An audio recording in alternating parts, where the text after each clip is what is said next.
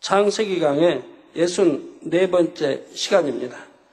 지난 시간에는 하나님께서 아담에게 돕는 배필을 주시려는 계획을 처음부터 갖고 계셨음을 말씀드렸습니다.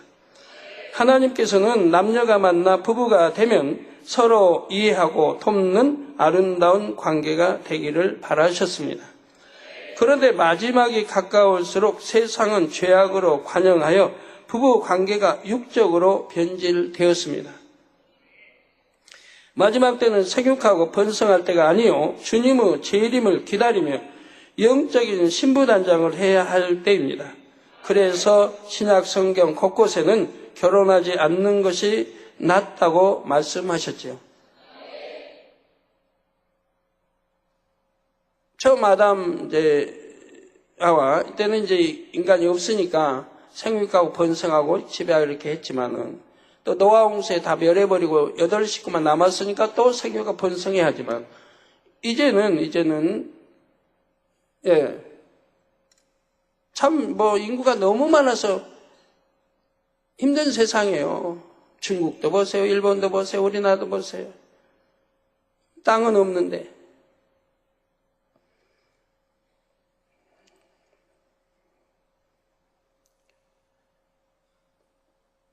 네, 이 시간에는 지난 시간에 이어서 왜 성경에서 결혼하지 않는 것이 더 낫다고 하시는지 말씀드리겠습니다.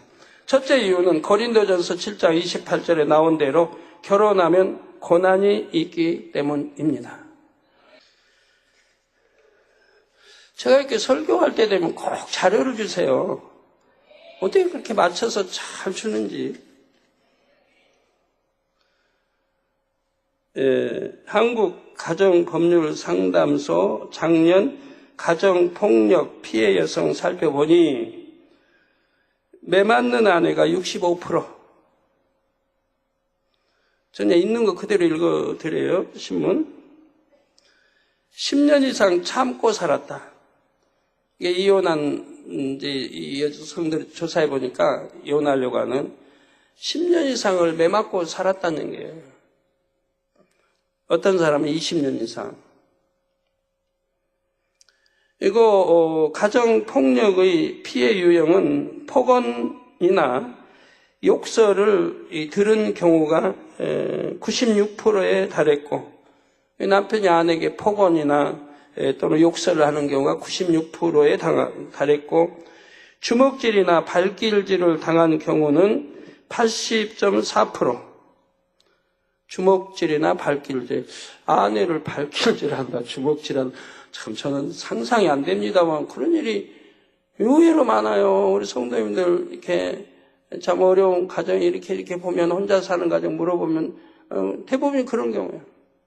엄청난 폭력에 시달리고 매에 시달리고 그러다 이혼하고 헤어진 경우가 대부분입니다. 남편이 이제 돌아가신 그런 경우도 있지만은 흉기로 위협을 당한 경우는 33.6%. 최근에도 지난주도 이번주도 그런 일이 있었습니다. 그냥 무섭대요. 남편이 막 목 조르고 죽인다 그러고 흉기로 위협하고 해서 무서운데 이걸 어찌해야 됩니까? 어떻게 해야 됩니까? 이렇게 상담해 온 분들이 있었는데요. 또 방망이 등 물건으로 맞을 경우가 31.2%. 방망이, 도대체 방망이로 맞는다면 도대체 어떻게 되는 거예요? 머리 맞으면 머리 깨질 것 같은데. 남편이 목을 조르거나 자신을 향해 흉기를 휘둘렀다고 답한 피해 여성도 15.9%에 달했다. 그만 읽죠. 우리 남성도님들은 안 그러시죠? 예? 안 그러시죠? 절대 그러면 안 됩니다. 어떻게 여자가 여자를 발기질하고 주먹질하고 몽둥이질하고 때리고 할 수 있습니까? 더군다나 분명히 결혼 전에 사랑한다고 하고 결혼했을 거 아니에요. 요즘은 또 이렇게 사귀었다가요, 헤어지기도 굉장히 어렵다고 그래요. 사귀었다가 이제 상대의 정체를 알고 헤어지려고 해도 그것도 어렵대요. 뭐 그냥 무조건 이어하니까 죽인다고. 불질러버린다. 또 이 가족까지 다 몰살시킨다. 이것이 뭐 예사래요, 지금은. 옛날에 뜨문뜨문 80년대, 90년대, 70년대 들었던 이야기인데 지금은 뭐 예사래요. 두려워서 겁나서 헤어질 수가 없대요. 이게 현실이에요.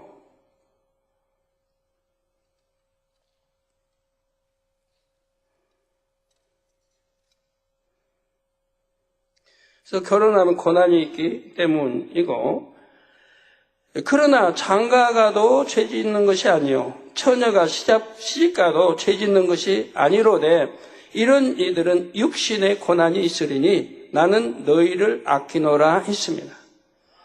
예나 오늘이나 부모가 딸을 시집 보내고 나면 하루하루 마음이 편치 않습니다.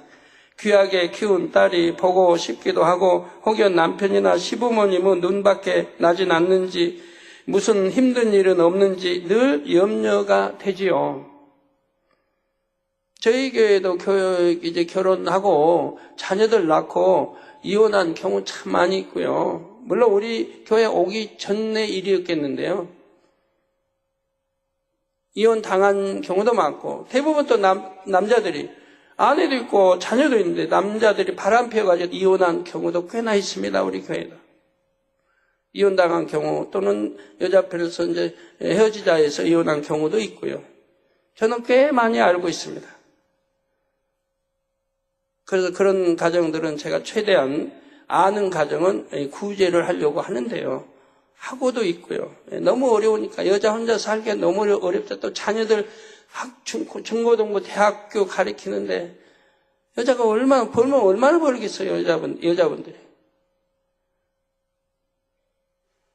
저하고 이제 상담하고 이렇게 하면은 그냥 쉴 새 없이 눈물을 흘려요. 펑펑 못 쏟아요. 과거를 얼마나 힘들게 살았으면. 근데 의외로 많은 거예요.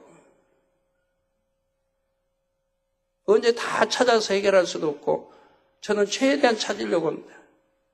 찾아서 어려운 사람들 해결해 주려고. 또 이러니까 혹여 나도 여러분 그러지 마세요. 저는 도와줄 때 분명히 조건이 있습니다. 조건이. 예를 들어 어려운 가정 도와줄 때 그 가정 사항을 물어보게 됩니다. 어려우면 그 부모가 뭘 하고 있는지.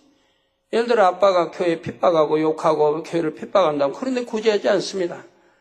구제하면 하나님을 대적하는 사람 구제하면 오히려 화가 입죠. 그러니까 구제할 수 없어요.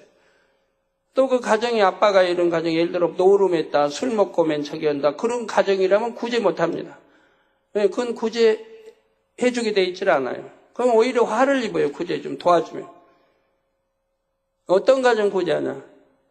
부모도 지금 신앙생활 잘하고 있고 온전한 주의를 지키고 온전한 신앙생활 잘하고 있는데 예전에 진 부채들인 거예요.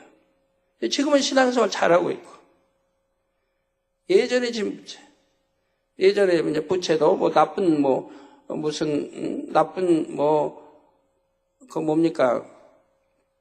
노름을 해서 탕진했다는 그런 것이 아닌 잘 살아보려고 했는데 못 산 거죠. 잘 안 된 거죠. 그러나 이제 주님을 영접하고 말씀 안에 살면서 어렵게 이렇게 살아가는 가정이 있다고 하면 온전한 주의를 온전한 실질적으로 한다고 하면 그런 경우는 구제를 하고 있습니다. 열심히 신앙생활 하려고 하는데 뭔가 잘못돼서 어렵다고 하면 또 구제를 하고 있는 것이고요. 이번 주에도 그런 가정을 여러 가정을 찾아서 조금씩이나마 구제를 해드렸습니다. 저는 제 편에서 찾아요. 하나라도 더 어려운 성도들을 구제하려고.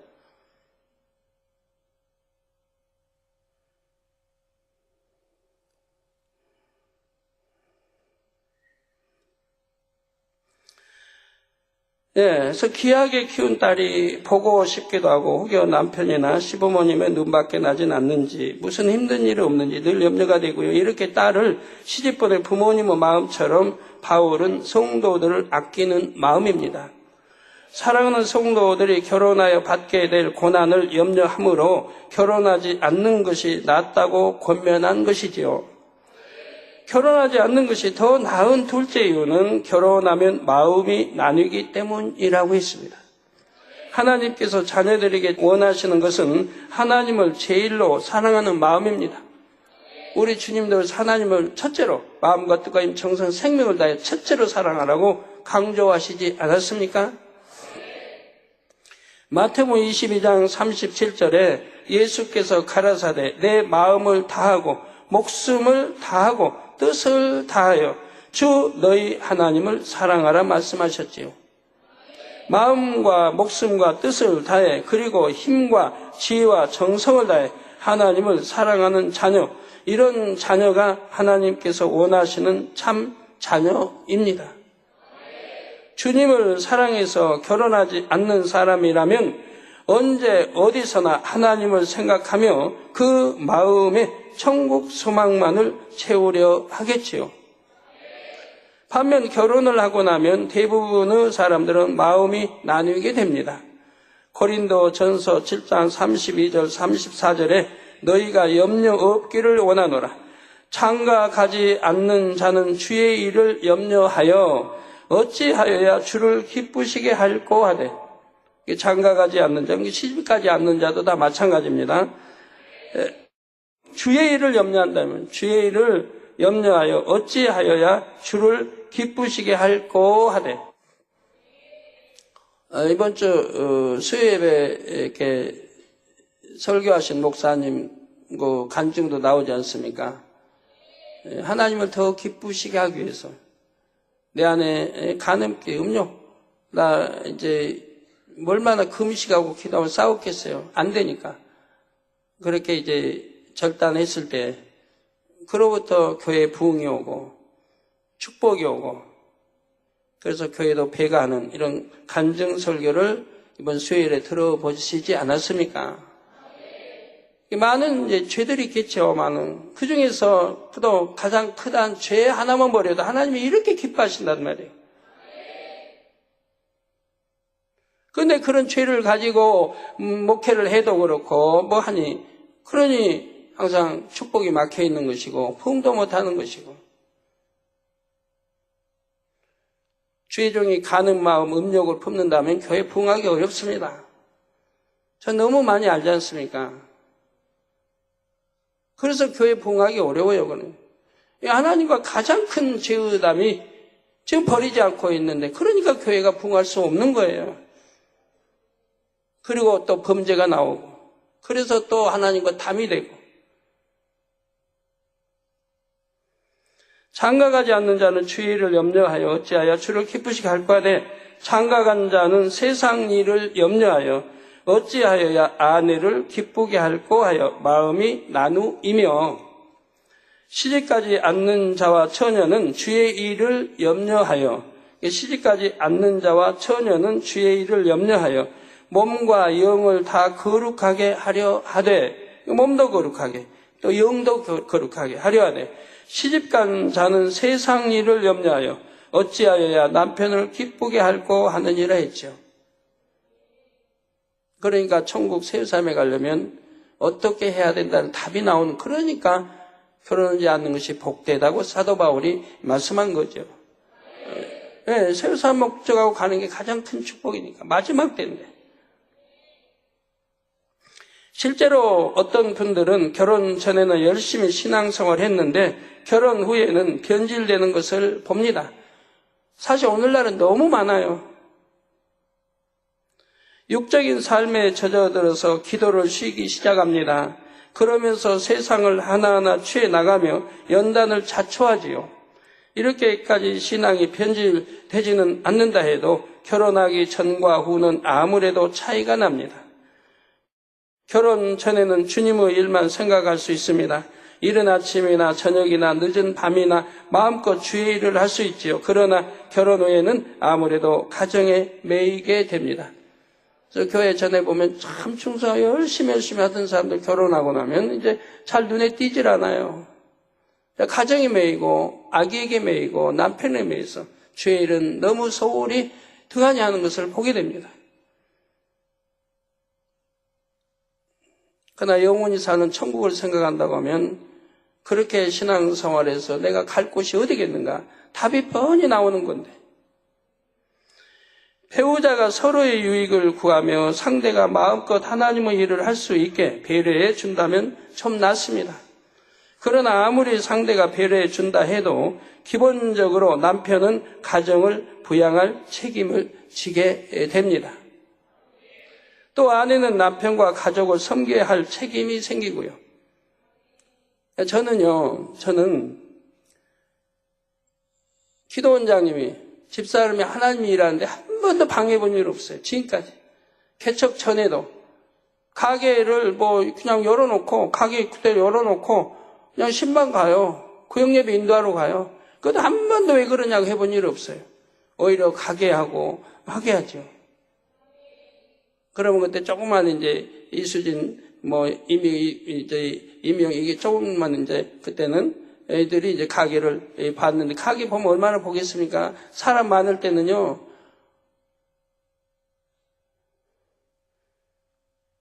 그냥 서서 본대봐야 얼마나 어떻게 보겠어요. 그래도 그런 거 신경 쓰지 않았어요.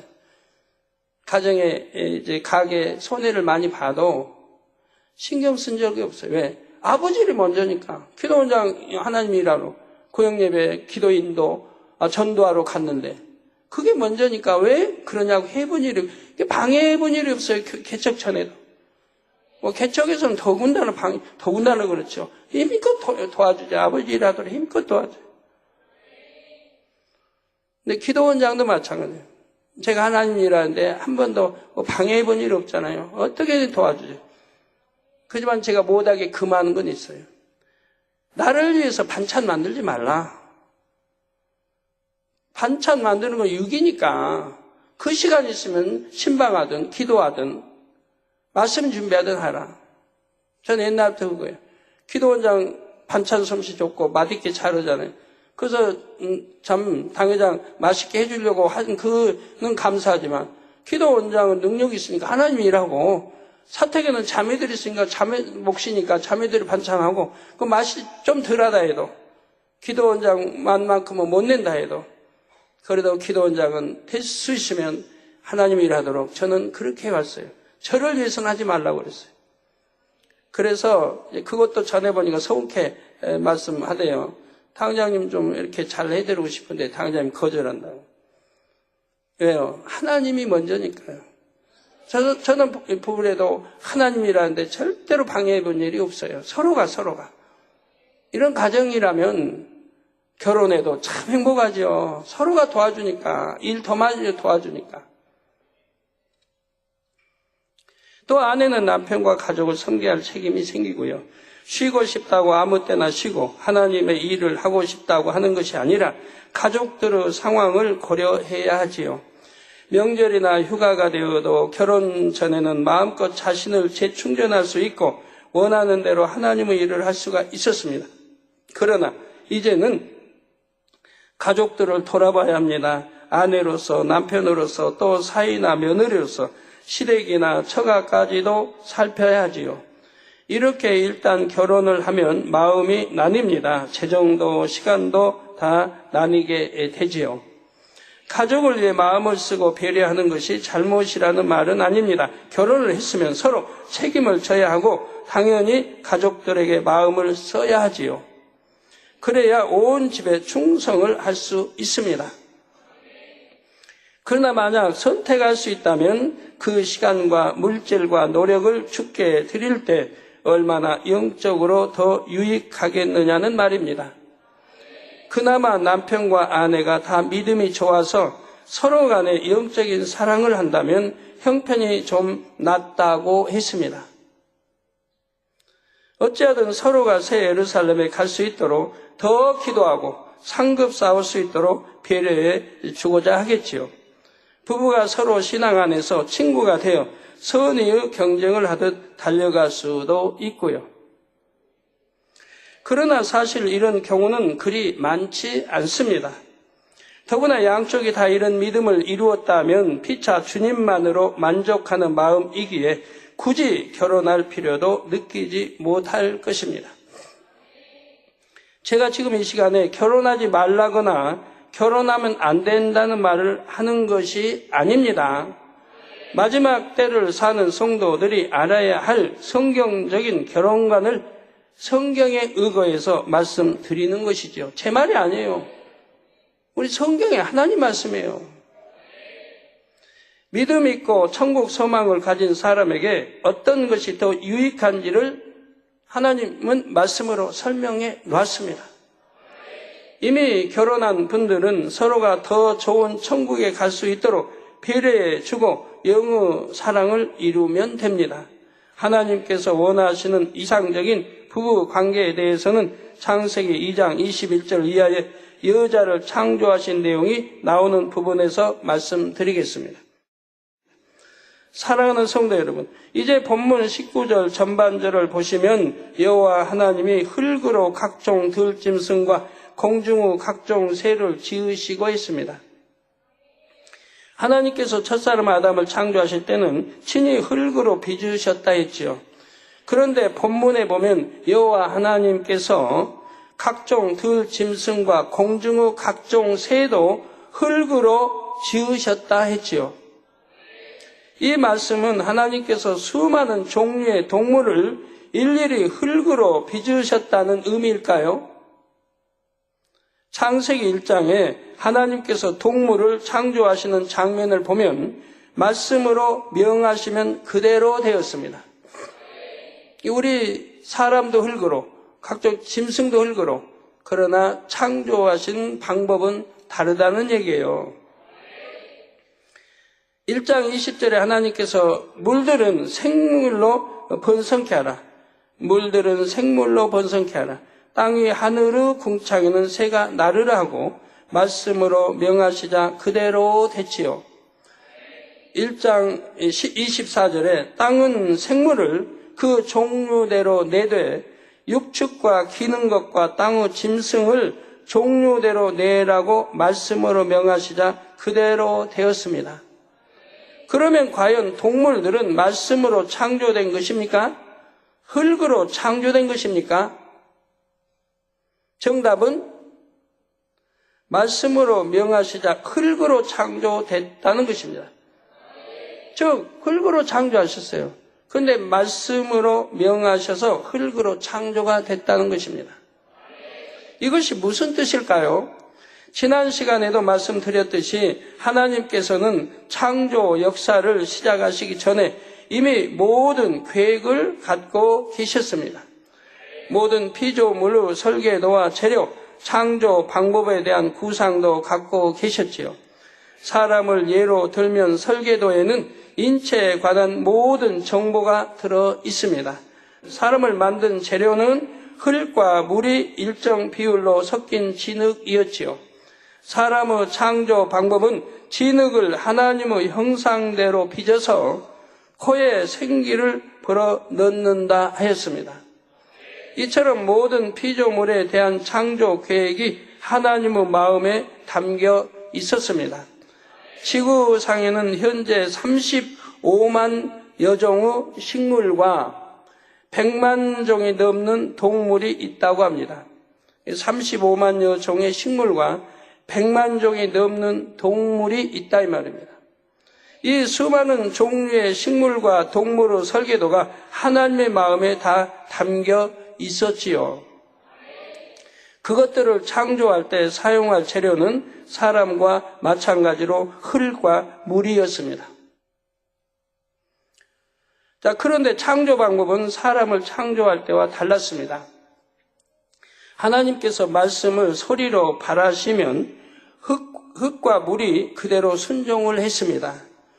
이때 하나님께서 소리로 발하신 말씀 안에는 피조물들 각각의 설계도가 담겨 있었지요. 예를 들어 창세기 1장 11절에 식물을 창조하시는 장면이 나옵니다. 하나님이 가라사대 땅은 풀과 씨 맺는 채소와 각기 종류대로 씨 가진 열매 맺는 과목을 내라 하심에 그대로 되었다 했지요. 하나님께서는 식물을 크게 세 가지로 분류하셨고 땅에게 그렇게 내라고 명하셨습니다. 소리로 발하신 말씀은 단순했지만 말씀 안에는 모든 식물의 설계도가 담겨 있었지요. 그래서 땅은 그 설계도대로 모든 식물을 내었습니다. 이를 커피 자판기에 비유해 보겠습니다. 요즘은 커피 자판기에서도 다양한 종류의 커피를 뽑아 마실 수가 있지요. 저는 뽑아 먹어본 기억이 별로 없어서 모르겠는데 하여튼 들어서만 합니다. 자판기 안에는 다양한 종류의 커피를 만드는 재료가 들어 있습니다. 맞습니까? 사람들이 돈을 넣고 버튼을 누르면 원하는 종류의 커피가 만들어져 나옵니다. 이것은 자판기가 명령받은 신호대로 커피를 제조하도록 고안돼 있기 때문입니다. 그래서 여러분이 자판기 앞에서 밀크 커피를 누르면 밀크 커피가 나오고 블랙 커피를 누르면 블랙 커피가 나옵니다. 하나님께서 생물을 창조하시기 전 지구를 근본의 빛으로 두르고 생명수로 감싸 안으셨음을 기억하시는지요? 지구는 마치 양수 속의 태아처럼 생명체의 창조를 준비하고 있었습니다. 근본의 빛으로 두르셨을 때에 지구에는 자연의 법칙이 세워졌습니다. 이번 주에도 보니까 아르헨티나인가요? 에서 아주 거대한 UFO가 나타났더라고요. 보니까 굉장히 거대한 UFO가 30분인지 1시간이 얼마 동안 그냥 떠 있었던 거예요. 산 위에. 수백 사람이 보았다고 나와 있습니다. 네, 이런 일이 요즘 너무 자주 있어요. 곳곳에. 아예 그냥 뉴스감도 아닌 것 같고 제가 이렇게 읽어드리지는 않고 합니다만은 실제 상황입니다. 수백 사람이 본 것이 바로 나라에서 발표하고 또는 언론에서 그 나라 다 이렇게 방송도 나가고 하는 일이에요. 옛날 같으면 하면 조작이다, 그냥 새를 먹어야 다, 이런데 이제는 그런 소리가 아마 쏙 들어가지 않았나 싶어요. 실제 상황인 거예요. 이런 것도 제가 옛날부터 말했잖아요. 옛날에 그런 말하면 이단이라고 말들어요. 기독교에서 그런 말하면 이단이라고.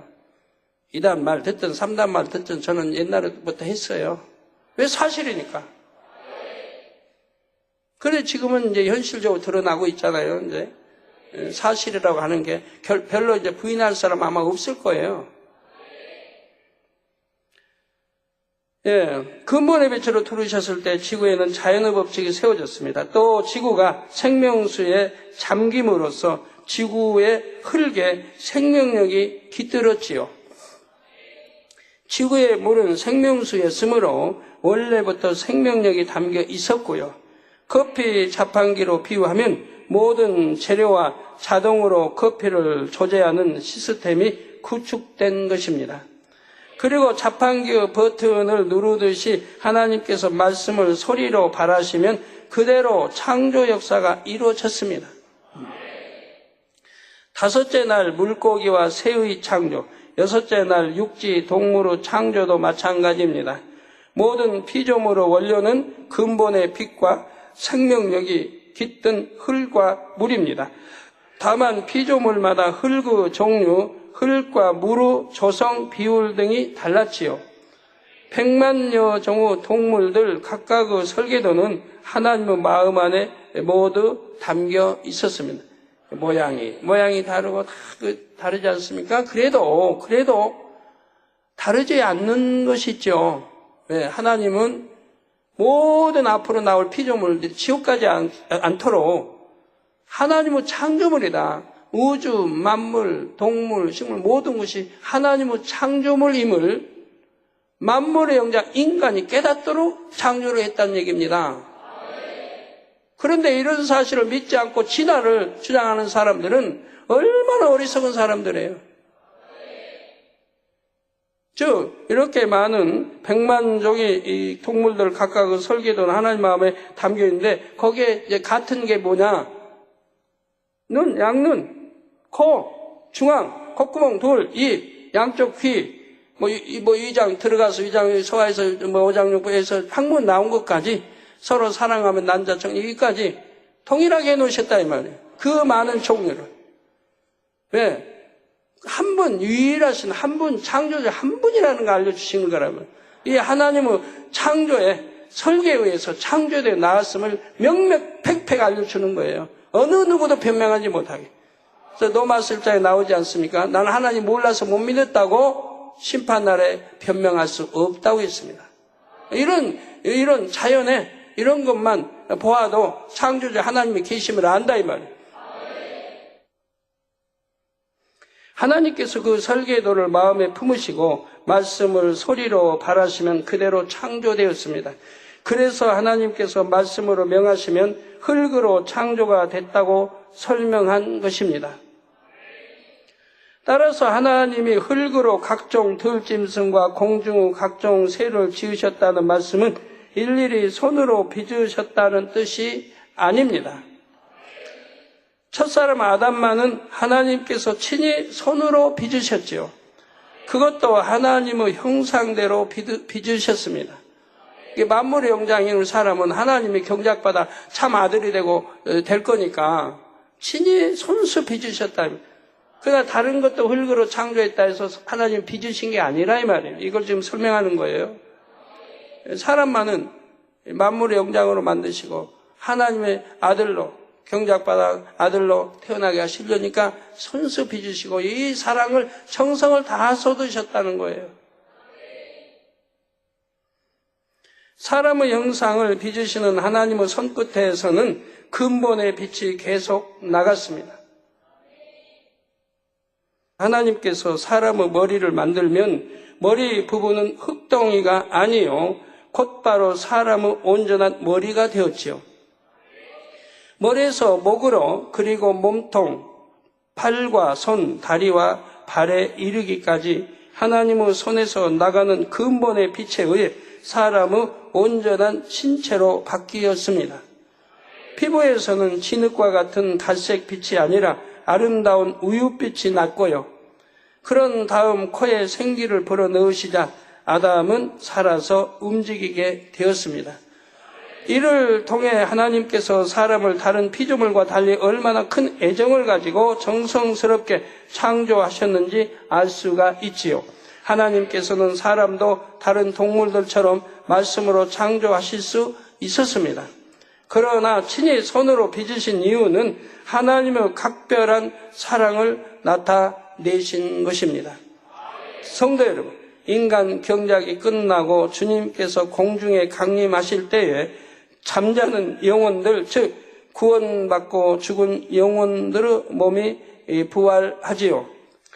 영혼은 주님과 함께 하늘에서 내려오고 그들의 몸은 이 땅에서 부활하여 올라갑니다. 그래서 올라가고 영혼은 내려오고 해서 공중에서 도킹한다 이 말이에요. 그 공중이 어디라고 설명했죠 옛날에? 공중이 어디예요? 눈에 보이는 공중? 아니면 어디예요? 예? 제2하늘 공중을 말합니다. 이때 오래전에 죽어서 썩음으로 형체도 없이 사라져 버린 몸이 어떻게 다시 부활할 수 있을까요? 하나님의 능력과 신성으로 가능합니다. 원래 사람의 몸을 조성했던 성분들은 분해되어 흙으로 돌아갔습니다. 흙으로 돌아가면 또 흙만 되겠어요. 오랜 세월이 들으면은 거기 피가 들어가고 빗물이 들어가고 하다 보면 빗물에 씻겨서 흘러서 강으로 바다로도 들어갔지요. 그런 것도 있을 거 아니겠습니까? 땅속으로 그냥 빗물을 이렇게 해서 땅속으로 해서 땅 속에 이렇게 있을 수도 있고요. 창세기 3장 19절 후반절에 하나님께서 아담에게 필경은 흙으로 돌아가리니 그 속에서 내가 취함을 입었음이라 너는 흙이니 흙으로 돌아갈 것이니라 말씀하신 대로이지요. 그렇다고 그 구성 성분들이 이 세상에서 사라진 것은 아닙니다. 흙으로 돌아갔을 뿐입니다. 그런데 부활 때가 되면 흙으로 돌아갔던 성분들이 하나님의 능력으로 한데 모여 부활의 몸을 조성하는 것입니다. 여러분, 하나님은 무엇이나 하실 수 있으니까 다 믿으시면 돼요. 오늘 또 간증도 봐요. 부모도 유전해온 것인데 점점 얼굴에 커지고, 그리고 이게 뭐 없어지고 병원에 가서 한다고 되는 것도 아니고, 어떻게 해서 병원에서 어떻게 한다고 해도 또 재발될 수 있고, 쉽지 않은 그런 거라 이 말입니다. 얼굴 저렇게 이마부터 얼굴 다 이렇게 저런 색이. 그런데 기도 한번 받고 저렇게 옆에 얼굴 저렇게 깨끗하게 변하지 않느냐 이 말입니다. 하나님이 뭘 못하시냐 말이에요. 저 엄마가 아기 엄마가 믿음으로 기도하는데 마음에 믿음이 왔다고 하지 않습니까? 마음에 믿음이 오니까 그 믿음대로 역사가 됐다 이 말이에요. 여러분 기도하는데 믿음이 안 오니까 병원에 가서 수술도 하고 여러 가지 하는 거 아니에요? 믿음이 안 오니까. 그 믿음이 왜 안 오는데요? 하나님과 담이 있으면 믿음이 오질 않아요. 그 담을 헐고 기도해야지.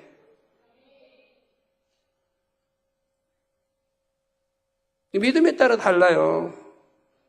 만약에 아까 그 딸이 신앙생활 오래 해가지고 믿음의 3단계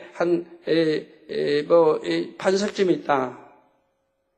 그런데 하나님 어떤 담이 있다든가 하면은 응답받기 어렵습니다. 그 담을 다 헐고 그만큼 합당한 믿음을 내보여야 돼요. 근데 지금 그 딸은 아직까지는 아닌 상태에서 하나님의 합하게 믿음을 내보였고 믿음으로 기도했고 했기 때문에 마음에 믿음이 왔고 그 믿음대로 역사가 된 거란 말이에요. 하나님의 능력으로 한데 모여 부활의 몸을 조성하는 것입니다. 에스겔 37장의 마른 뼈들이 군대가 되는 방식도 이와 같습니다. 5절 8절에 주 여호와께서 이 뼈들에게 말씀하시기를 내가 생기로 너희에게 들어가게 하리니 너희가 살리라. 너희 위에 힘줄을 두고 살을 입히고 가죽으로 덮고 너희 속에 생기를 두리니 너희가 살리라. 또 나를 여호와인 줄 알리라 하셨다 하라. 이에 내가 명을 쫓아 대언하니 대언할 때 소리가 안 나고 움직이더니 이 뼈 저 뼈가 들어맞아서 뼈들이 서로 연락하더라. 내가 또 보니 그 뼈에 힘줄이 생기고 살이 오르며 그 위에 가죽이 덮이나 그 속에 생기는 없더라 했죠. 이 말씀은 비록 환상을 보고 기록하는 것이지만 부활 때 잠자는 자들의 몸도 이와 같은 방식으로 부활합니다. 뼈까지 완전히 분해되어 흙으로 돌아갔다 할지라도 다시 그 성분들이 모여서 뼈를 이루죠. 이게 모이라 하면 모인다 이 말이에요. 뼈야 모이라 하면 모이고 바다야 잠잠하면 잠잠하고 파도야 잠잠하라고 명하면 다 잠잠하더라 이 말입니다.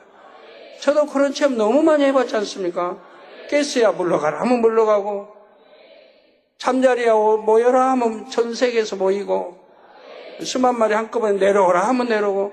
근데 그때 내려오라 해서 내려온 건 저는 사전에 해놨어요. 사전에 우리 하나님 설계도 해놓고 그냥 명령하니까 되듯이 저도 사전에 한 5월달 한 6월달쯤 되면 명하지요. 6월달쯤 너무 늦어도 안 돼요. 6월달쯤 6월 초쯤 되면 이제 명해 놓을 거예요. 가장 좋은 때 곳곳에 모여서 수만 마리씩 모여서 우리 성도들 수련회 하는 장소마다 눈에 띄게 하늘에서 영의 공간 타고 하늘을 통해 내려오라고. 그리고 성도들 몸에 붙어서 또 모기 금년에 벌써 모기 뉴스 났더라고요. 엄청난 모기 떼가 나타났나 봐요. 그래서 저기 38 거기서 오지 않았나고 추측하던데요. 다 사전에 명해 놓은 거예요. 그걸 그대로 되어지는 거예요. 그때 명한 게 아니고. 그래서 저는 집에서 가만히 있어도 수련회 장소 안 가도 우리 수련회 하는 장소 곳곳마다 이미 사전에 한 달 전에 명해놨다 이 말이에요. 그럼 그대로 되어지는 거예요. 그런데 하나님은 뭘 못 하시겠어요? 뼈에 뼈를 만들고 살을 다 명해 놓으시고 그대로 되어진다 이 말이에요. 그리고 죄종을 통해서 명하라 하신 거라 이 말이에요. 선지자를 통해서 명하라.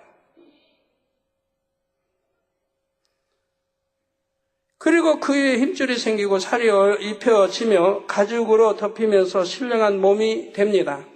하나님께서 말씀으로 동식물을 창조하실 때도 바로 이 같은 방식으로 흙과 물이 조합되어 각각의 피조물이 생겨났다는 사실입니다. 사랑하는 성도 여러분, 에덴 동산의 동식물도 6일 창조 기간에 창조됐습니다. 에덴 동산에도 흙과 물이 있지요. 그 흙과 물이 원료가 되어 지구에서와 동일한 방식으로 에덴 동산의 동식물이 창조되었습니다. 에덴 동산에도 지구에서 볼 수 있는 온갖 종류의 들짐승과 새들이 있었습니다. 이 땅의 것들보다는 훨씬 아름답지요. 탄 지구에는 없고 에덴 동산에만 있었던 동물이 바로 공룡입니다. 그래서 공룡은 에덴 동산이라는 공간의 특수성을 나타내는 동물이었지요. 그런데 에덴 동산에는 지구의 흙으로 지어진 동물들도 있었습니다. 이게 지구의 흙으로 지어진 동물들도 있었다 이 말이에요. 하나님께서 아담을 지구에서 지으시고 에덴 동산으로 이끌어 들이실 때 아담과 함께 들이신 동물들이 있지요. 그 동물들은 근본 지구의 흙으로 지어졌는데도 에덴 동산에 잘 적응했습니다. 에덴 동산에서 지어진 동물들과 별 차이 없이 잘 살았지요. 아담도 지구의 흙으로 지어졌지만 에덴 동산에 잘 적응한 것처럼 동물들 중에도 그런 종류가 있었습니다. 이처럼 에덴 동산에는 지구의 흙으로 지어진 동물도 있고 에덴 동산의 흙으로 지어진 동물도 있었습니다. 그러나 외관상으로는 두 부류의 차이를 느낄 수가 없지요.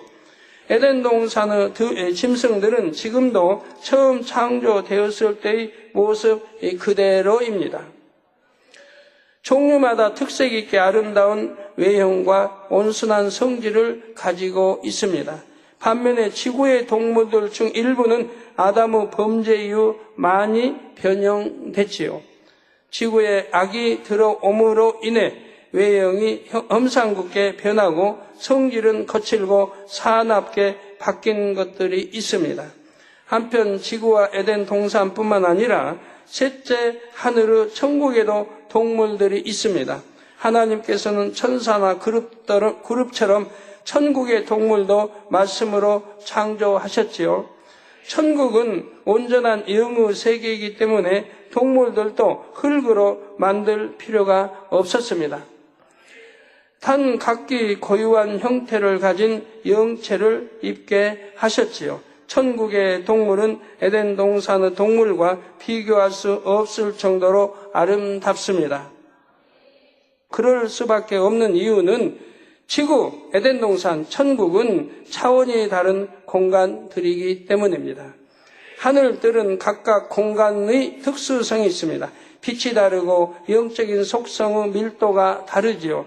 따라서 동식물뿐만 아니라 각 공간에 존재하는 모든 것도 차이가 난다는 사실입니다. 보석이나 꽃을 첫째 하늘에서 볼 때와 둘째 하늘에서 볼 때, 셋째 하늘에서 볼 때 각각 빛깔과 느낌이 다릅니다.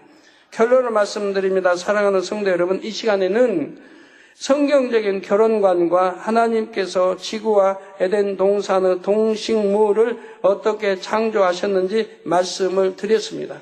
마지막 때를 살아가는 성도들은 무엇보다도 영이신 아버지 하나님을 닮은 영의 마음, 거룩한 마음을 이루는 것이 삶의 최우선이 되어야 합니다.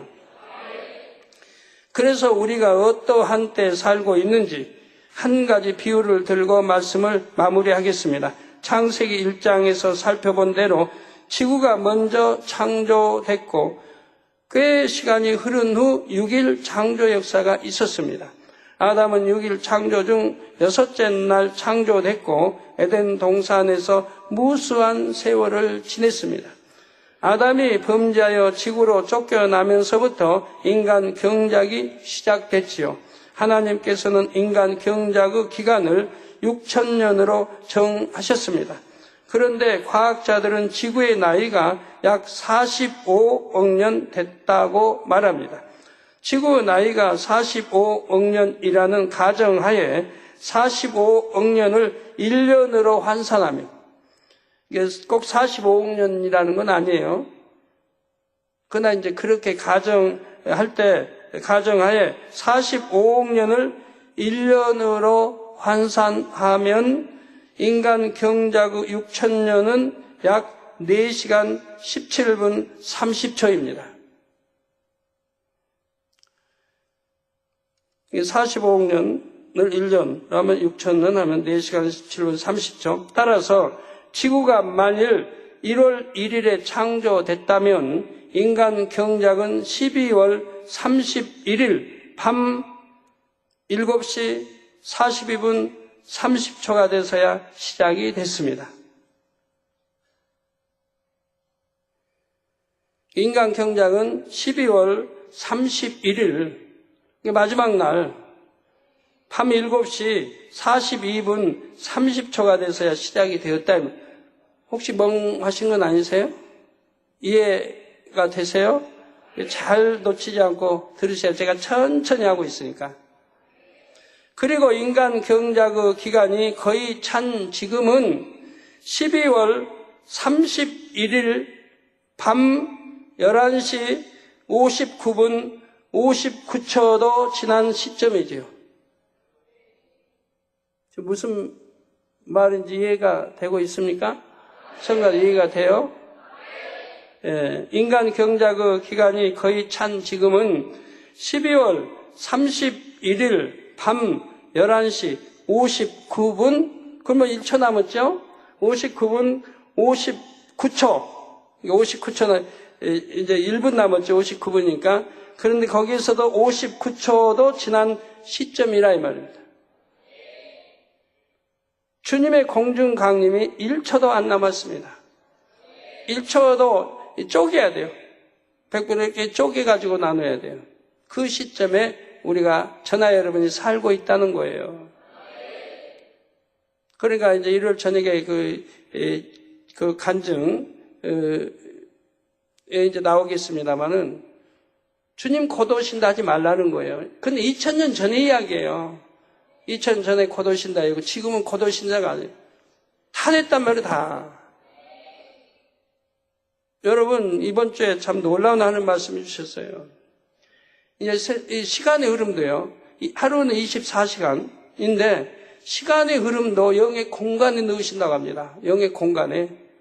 영의 공간에 넣어버리면 빠르기가 아주 스제 빨라진다는 거예요. 영의 공간에 흐르면 벌써 하루가 지났나? 벌써 한 주가 지났나? 벌써 한 달? 얼마 안 지난 것 같은데 벌써 한 달이 지나는 거예요. 그거 금방 1년이에요. 금방 1년이 지나가 버린 거예요. 영의 공간의 흐름에 넣어버리니까.